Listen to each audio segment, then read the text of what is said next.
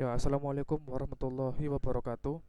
Ketemu lagi dengan saya di channel ini. Di video kali ini, saya akan membahas tentang metode penelitian geografi ya. Bagi kalian yang belum subscribe, silahkan subscribe dulu. Kemudian simak video ini mulai dari awal sampai akhir, biar kalian mendapatkan pemahaman yang lebih menyeluruh. Kemudian jangan lupa ya kalian share video ini sebanyak-banyaknya ke teman-teman kalian di SMA yang lain supaya dapat manfaatnya dari video saya. Jangan lupa untuk mendengarkan atau menyimak video ini kalian pakai headset atau earphone supaya suara saya lebih jelas ya. Baik, akan saya mulai video kali ini. Ya, ini ada pengantarnya ya, pengantar tentang penelitian geografi ya. Bab 3 ya, bab 3. Maaf. Oke. eh ya, manusia dalam mengungkapkan sebuah misteri atau suatu kejadian menggunakan daya dan pikiran dengan cara mengamati atau meneliti kejadian atau misteri tersebut. Dalam hal ini, kejadian atau misteri yaitu fenomena-fenomena geosfer ya. Kalau dalam geografi, fenomena-fenomena geosfer. Nah, hasil pengamatan atau penelitian yang dilakukan manusia berguna untuk memecahkan masalah atau misteri yang dihadapi ya.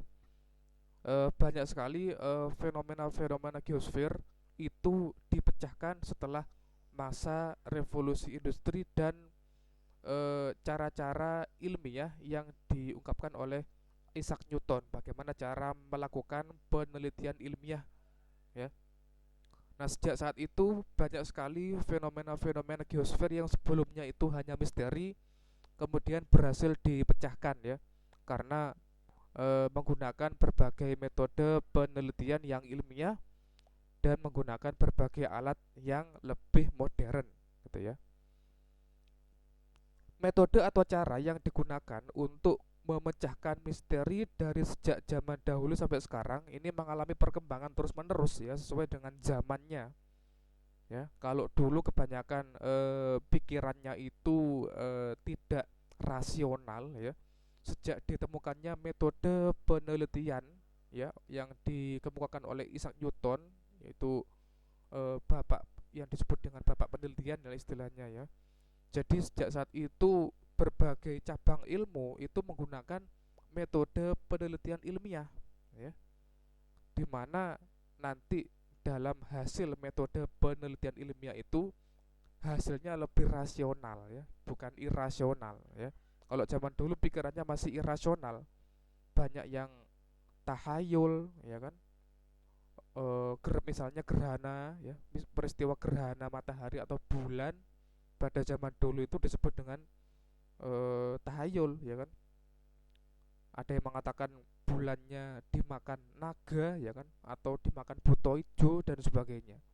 Dengan metode penelitian, nah maka tahayul itu bisa ditepis ya anggapan tahayul itu.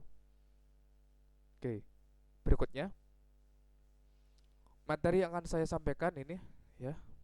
Yang pertama tentang fenomena geosfer apa saja yang diteliti nanti dalam studi geografi. Kemudian pendekatan analitis studi geografi, metode analisisnya, teknik pengumpulan data, kemudian teknik analisis data, sampai kepada penyusunan proposal, penelitian, sampai publikasi hasil penelitian.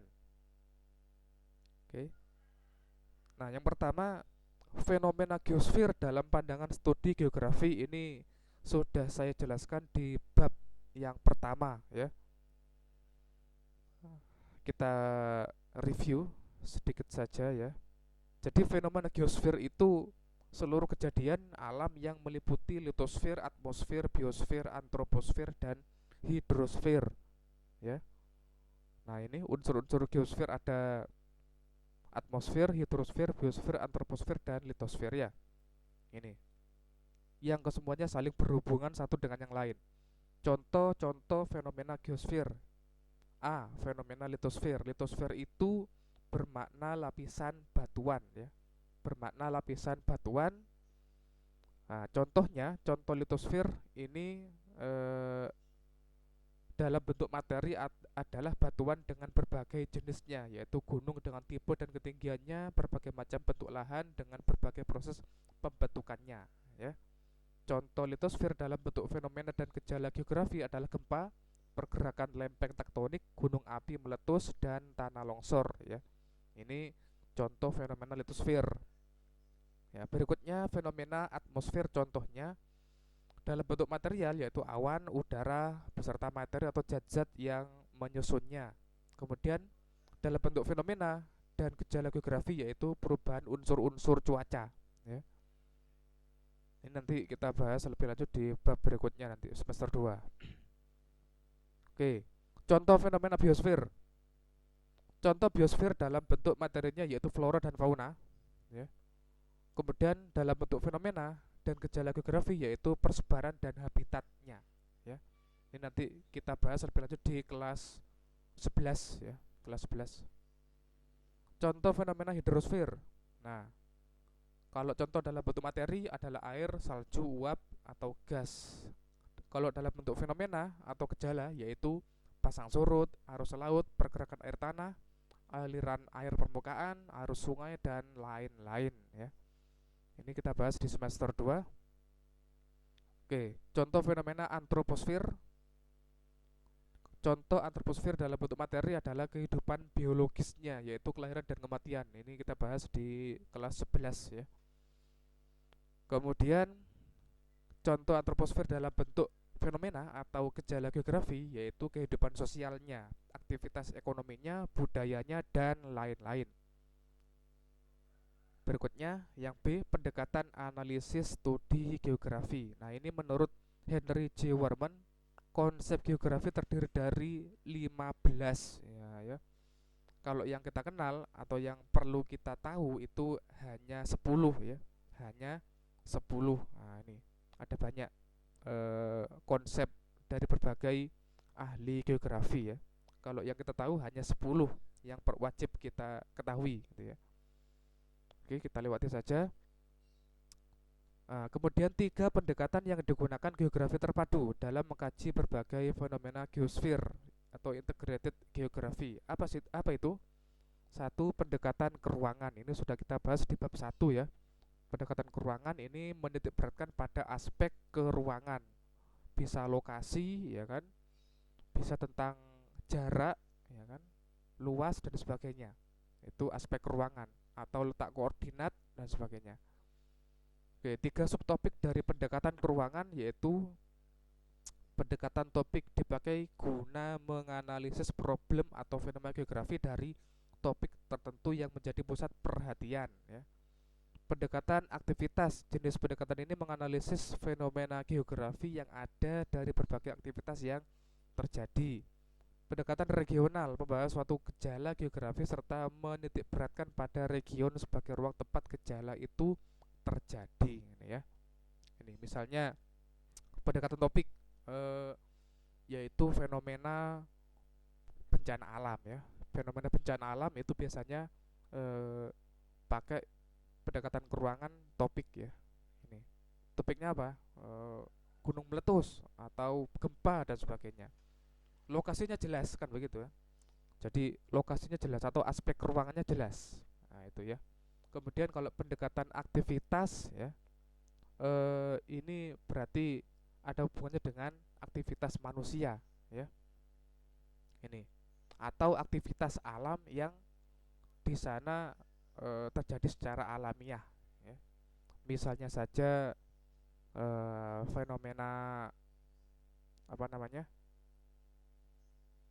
Gerhana ya kan. Itu pendekatan aktivitas ya. Bukan bencana atau topik, bukan. Aktivitas.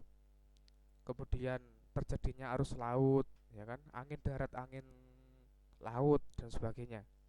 Kemudian pendekatan regional ya, ini menitikberatkan pada region sebagai ruang tempat gejala itu terjadi ya. Ini misalnya saja apa namanya, eh, gejala pandemi, misalnya pandemi COVID. Nah, itu kan sifatnya itu menitik beratkan pada region atau wilayahnya, wilayah tempat terjadinya, ya. Seberapa luas penyebaran pandeminya kan begitu biasanya. Itu termasuk dalam pendekatan keuangan. Oke, lanjut.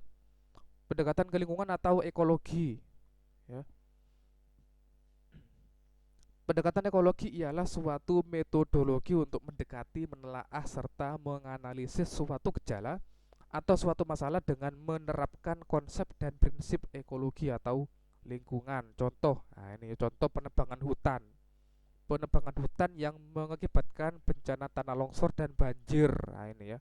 Ini jelas termasuk dari pendekatan ke lingkungan atau ekologi. Ini sudah kita bahas di bab yang pertama ya. Kemudian yang ketiga, pendekatan analisis kompleks wilayah atau eh, pendekatan kewilayahan ya. Ini. Analisis ini menekankan pengertian areal differentiation, yaitu adanya perbedaan karakteristik tiap-tiap wilayah. Perbedaan ini mendorong suatu wilayah dapat berinteraksi dengan wilayah yang lain. Ini ya. Eh, Contoh fenomena yang bisa dianalisa dengan pendekatan kewilayahan ya, misalnya saja pembentukan kampung transmigran ya di luar Jawa. Nah itu apa namanya, menekankan pengertian areal differentiation ya kan. Nah itu pasti pakai pendekatan analisis kewilayahan ya. Ini lanjut yang C, yaitu metode analisis geografi. Satu, metode deskriptif ya. Metode analisis ini berusaha untuk melukiskan dan menafsirkan keadaan yang terjadi pada fenomena muka bumi tertentu, yaitu dengan cara apa? Digambarkan ya, dideskripsikan. Nah, ini banyak sekali apa namanya, fenomena-fenomena geografi yang sudah berhasil diteliti atau di apa namanya, analisa menggunakan metode deskriptif ini ya. Jadi banyak hal yang ternyata ada penjelasannya kan begitu, penjelasannya. Jadi eh, apa namanya, misalnya gerhana itu kenapa kok terjadi gerhana, itu ada penjelasannya, itu bisa dideskripsikan ya. Oke, kategori dari metode deskriptif: A, metode studi kasus; B, metode survei; C, metode studi pengembangan ya. Kita bahas sedikit ya tentang ini. Nah, ini metode studi kasus. Nah, ini misalnya saja kita mengamati fenomena geografi atau geosfer tertentu ya pada suatu wilayah yang juga terjadi di wilayah yang lain. Nah, ya. Biasanya ya studi kasus ini berkenaan dengan fenomena-fenomena yang sifatnya itu berhubungan dengan manusia ya, manusia. Jadi fenomena geosfer yang berhubungan dengan manusia ini studi kasus ya. Karena ada tempat kejadian yang mengalami hal yang sama kan begitu. Studi kasus. Kalau hanya satu wilayah, yo tidak bisa dengan studi kasus kan begitu. Kalau peristiwa geosfer itu terjadi dalam satu wilayah saja, tidak di tempat yang lain, maka tidak menggunakan metode studi kasus ya. Kalau studi kasus itu kan studi perbandingan tuh. Jadi bisa dibandingkan dengan wilayah yang lain gitu. Ini ya. Atau fenomena-fenomena alam yang juga ada di tempat lain. Nah, ini studi kasus juga bisa digunakan ya. Kemudian B, metode survei. Nah, survei ini berarti langsung menuju ke lokasi yang mau diteliti ya. Survei, kita melakukan survei ya. Pengamatan langsung ya kan begitu. Kemudian C, metode studi pengembangan ya. Ini misalnya ada satu kasus atau satu fenomena geosfer yang nantinya bisa dianalisa kemudian dikembangkan yang berkenaan dengan fenomena-fenomena yang lain.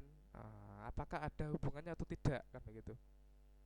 Itu namanya metode studi pengembangan ya. Oke, berikutnya metode eksperimen dan korelasi. Nah, ini.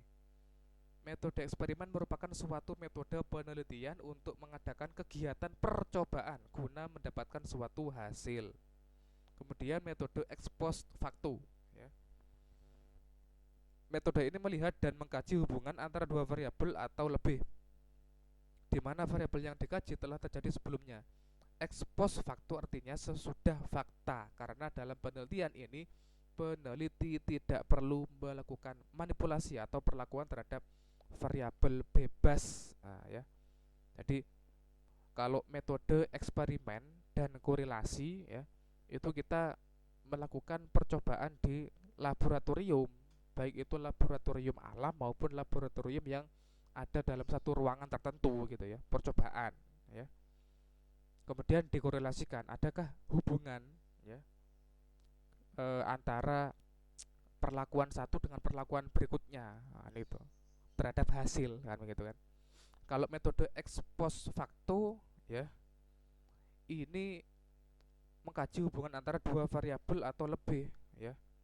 Ini di mana variabel yang dikaji telah terjadi sebelumnya. Nah, ini ex post facto artinya sesudah fakta karena dalam penelitian ini peneliti tidak perlu melakukan manipulasi atau perlakuan terhadap variabel bebas. Jadi tidak perlu dieksperimen ya. Tidak perlu dieksperimen atau tidak perlu percobaan, tidak usah ya, tidak usah. Jadi hanya dikaji saja, tidak usah mengadakan percobaan ya. Tinggal di hubung-hubungkan atau tinggal diteliti apakah ada hubungan antara dua variabel atau lebih, itu saja. Tidak perlu eksperimen ya.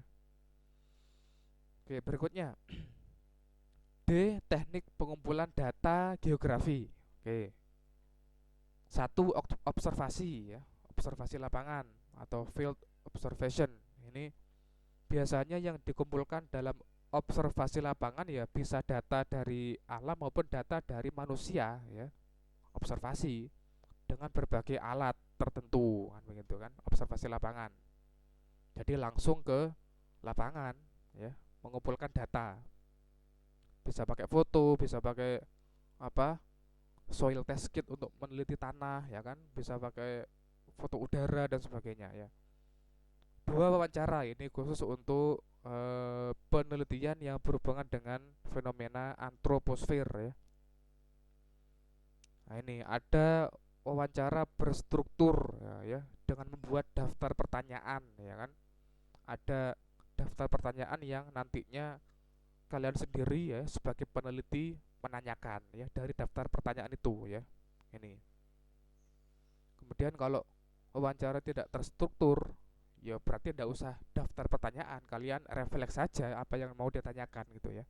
Tidak perlu buat daftar pertanyaan dulu ini ya.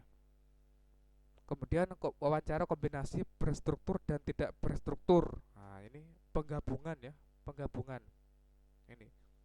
Jadi ada daftar pertanyaan pokok ya yang sudah dibuat, lalu kalian kembangkan lagi gitu ya. Kalian kembangkan lagi selain daftar pertanyaan yang ada di daftar yang kalian susun gitu. Itu namanya wawancara kombinasi namanya.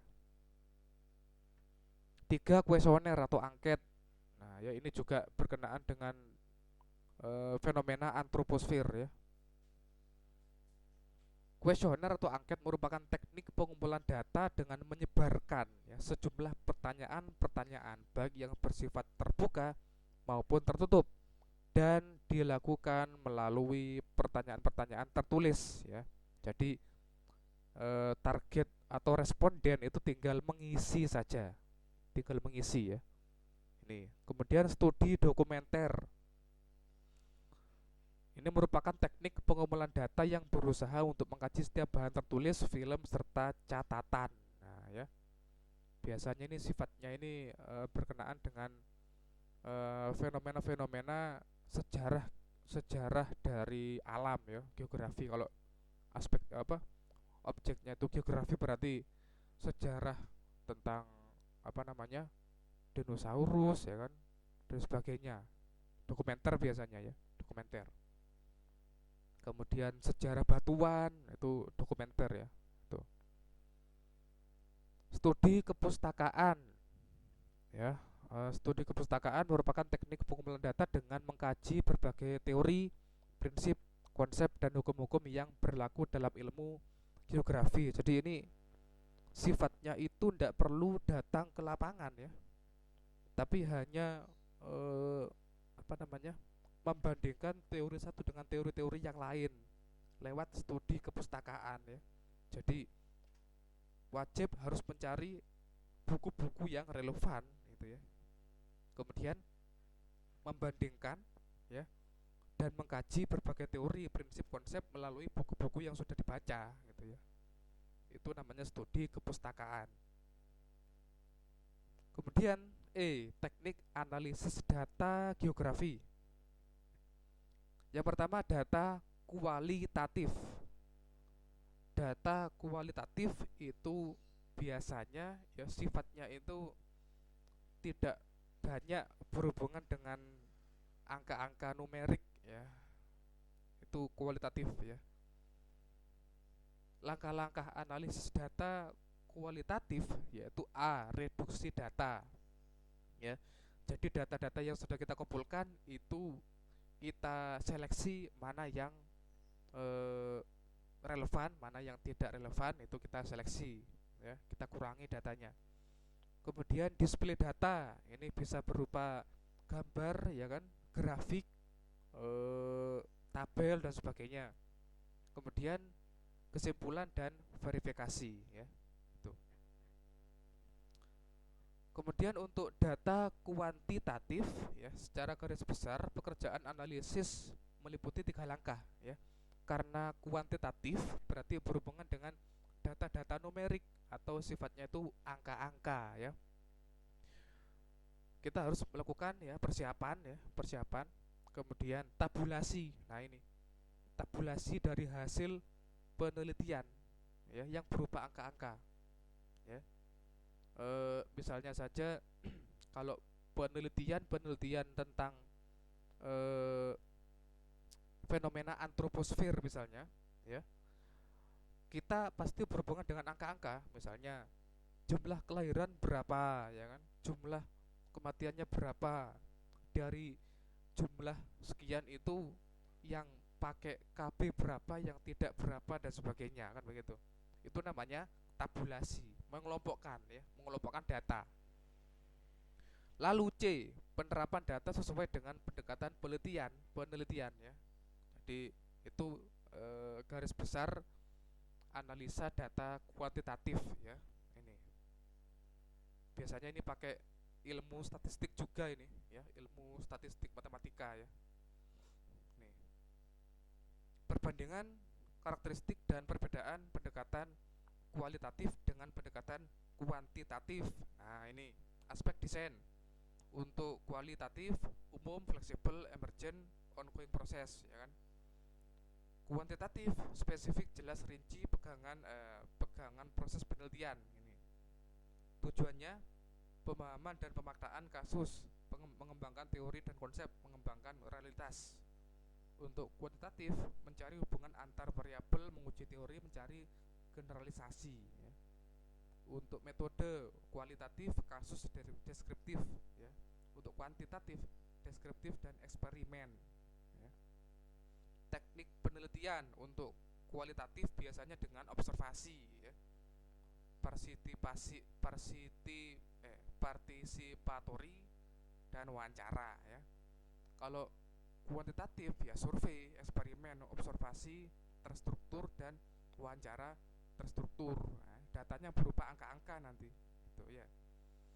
Untuk instrumen penelitian untuk kualitatif biasanya human instrument, manusia ya, buku catatan dan dokumentasi. Kalau kuantitatif instrumennya berupa angket ya, pedoman wawancara, tes, skala dan sebagainya. Yang jelas berhubungan dengan angka-angka. Ini perbedaan antara kualitatif dan kuantitatif ya. Berikutnya data. Data untuk kualitatif itu sifatnya primer, natural setting, informasi, dokumen pribadi ya. Untuk kuantitatif itu satuan angka ya, berupa angka-angka ya ini. Kemudian sumber data untuk kualitatif yaitu subjek penelitian ya, apa yang diteliti. Untuk kuantitatif itu populasi dan sampel ya. Jadi harus pakai mengambil sampel dari sekian banyak populasi ya, itu ya. Kemudian untuk aspek analisa data untuk kualitatif itu proses penelitian di lapangan, display data, reduksi data, lalu baru kesimpulan dan verifikasi. Kalau kuantitatif itu setelah penelitian lapangan, kemudian baru analisis secara statistik pakai kalau dulu saya pakai SPSS dulu ya namanya, program statistik aplikasi perhitungan statistik namanya SPSS ya. Kalian nanti kalau sudah kuliah ya kan pasti menggunakan salah satu dari metode ini, apakah kuantitatif atau kualitatif, tinggal kalian pilih kalau mengerjakan skripsi nantinya kan begitu. Ini baru yang F yaitu penyusunan proposal penelitian geografi ya. Langkah-langkahnya: satu, penentuan masalah, apakah ada masalah atau tidak, itu perlu kalian kaji lebih lanjut ya. Kalau kalian tidak menemukan masalah maka tidak perlu penelitian, apanya yang diteliti kan kalau tidak ada masalah. Dua, penyusunan landasan teori, adakah landasan teori yang mendasari dari masalah tersebut. Nah, ini kalian harus membaca buku atau cari sumber lain di Google atau YouTube ya kan. Tapi biasanya kalau penelitian ilmiah itu biasanya buku dari penerbit tertentu dengan pengarang tertentu yang istilahnya pengarangnya itu kompeten di bidangnya. Tiga, penentuan fokus masalah, tujuan penelitian dan hipotesis. Nah, jadi tidak semua masalah kalian teliti kan begitu kan. Kalau semuanya diteliti yo payah ya kan begitu kan. Lelah, terlalu banyak membuang waktu. Jadi pilih salah satu atau beberapa masalah yang perlu diteliti. Kemudian tujuannya apa, lalu buatlah hipotesis sebelum melakukan penelitian. Hipotesis ini anggapan dasar ya, anggapan dasar ya kan. Kalau saya dulu membuat skripsi tentang adakah hubungan antara pemakaian KB dengan jumlah anak yang dilahirkan. Kalau hipotesisnya pasti ada hubungan positif kan begitu kan. Gitu. Itu namanya hipotesis atau anggapan dasar ya sebelum kita melakukan penelitian. Gitu ya. Kemudian penentuan desain dan metode. Nah, ini ya. Masalahnya paling cocok menggunakan metode apa? Desainnya bagaimana? Kan begitu. Kemudian pengumpulan datanya bagaimana? Apakah cocok dengan cara wawancara atau pakai eksperimen? Nah, gitu kan. Kemudian analisis datanya bagaimana? Hasil datanya apakah pakai statistik atau yang lain, gitu kan. Baru penarikan kesimpulan, ya. Penarikan kesimpulan ini ada hubungannya dengan hipotesis. Apakah sama dengan hipotesis yang dibuat atau tidak sama, kan begitu. Kalau sama itu sebabnya apa? Kalau tidak sama, sebabnya kenapa? Kan begitu. Tuh ya. Baru penyusunan laporan penelitian, ya. Ini. Kerangka proposal penelitian geografi. Oh, ini teknisnya ya, sifatnya teknis ini. Judul, latar belakang, rumusan masalah, definisi operasional, tujuan, manfaat penelitiannya apa, tinjauan pustaka, hipotesis, metode, kemudian ya ini beberapa metode ini ya. Bisa dipilih salah satu atau beberapa ya. Baru daftar pustaka. Oh ya.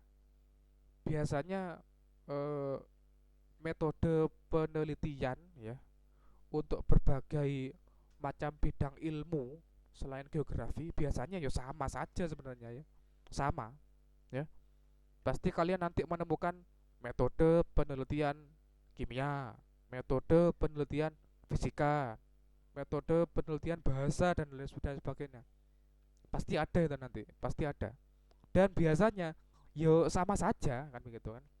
Karena sumbernya satu ini dari Isaac Newton ini yang membuat langkah-langkah penelitian ilmiah itu. Jadi ya sama saja sebenarnya ya. Makanya saya tidak membahas bab ini lebih dalam ya, karena di mata pelajaran lain pasti dibahas tentang ini gitu ya. G. Publikasi hasil penelitian geografi. Publikasi jurnal ilmiah adalah sebagai upaya untuk meningkatkan manfaat hasil penelitian sehingga berdampak pada perbaikan dan kemaslahatan kehidupan masyarakat.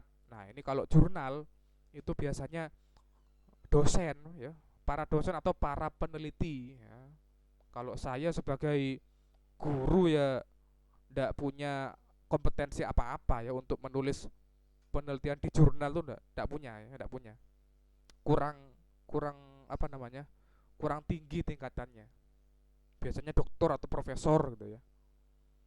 Yang kedua, publikasi bisa juga dilakukan dalam bentuk seminar ya, pertemuan ya, penerbitan dan jenis lain yang memungkinkan hasil-hasil penelitian itu dapat disosialisasikan dan didesiminasikan atau ditularkan secara terbuka kepada publik baik dalam skala nasional maupun regional dan lokal ya. Ini juga bukan apa namanya tingkatan dari orang yang pendidikannya sedang-sedang saja ya, minimal yo apa doktor ya atau profesor gitu yang berkompeten ya, itu ahli di bidangnya. Kalau tidak punya kompetensi apa-apa ya tidak dipercaya orang kan begitu, tidak dipercaya orang gitu. Misalnya pendidikannya tidak lulus S1 misalnya tapi mau menulis penelitian ya tidak dipercaya orang nantinya kan begitu. Oke, itu ya video dari saya. Mudah-mudahan bermanfaat ya. Saya tidak membahas lebih lanjut tentang hal ini karena di mata pelajaran lain itu dibahas tentang metode penelitian. Jadi tidak saya bahas lebih lanjut ya. Terima kasih atas perhatiannya. Assalamualaikum warahmatullahi wabarakatuh.